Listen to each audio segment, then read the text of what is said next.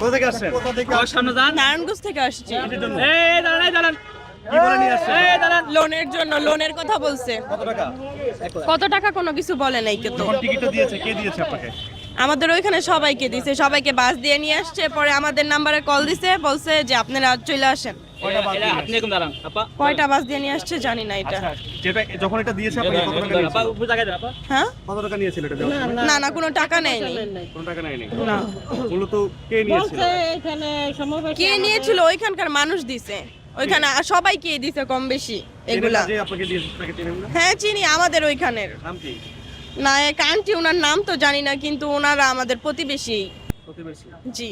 আচ্ছা, কি বলছিল মূলত দেওয়ার সময় এই টিকিটটা? কি বলছিল? বলছে যে 25শে নভেম্বর ডাকা হইব, ডাকার পরে লোন দিবে, এতটুকুই কত বলছে। টাকা লোন বলেনি কিছু? বলছে আপনার মন ইচ্ছা মতো, আপনি যদি আপনার কর্মস্থান দেখায় 5 লাখ নিতে পারেন 5 লাখ, আর যদি 10 লাখ নিতে পারেন 10 লাখ, এরকম বলা হয়েছে। আজকে কেন আসতে বলছে? আজকে আসতে বলছে আমরা মূলত জানি না, আমাদের ওইখানে সবাই বাস দিয়ে আসছে। পরে আমাদের নাম্বারে, আমাদের বলছে একটা নাম্বারে কল দিতে, কল দিছি, বলতেছে আপনারা আইসা পড়েন শাহবাগ মোড়ে, আসেন তারপরে কথা হবে। আর কিছু বলে নাই। এখন আপনাদেরকে নিয়ে আসছে কে? আমরাই আসছি একা একা।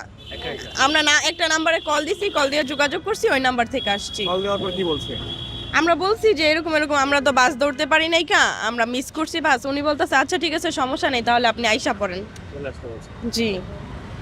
আচ্ছা, এমনিতে কি বলছিল যে আসলে এখানকার যে নিয়েছে আর কি টাকা নিয়েছে, কতজনকার নিয়েছে আইডিয়া আছে কোনো আপনার গ্রামে? অনেক জনের থেকে। কারো কাছ থেকে টাকা নিয়েছে কি?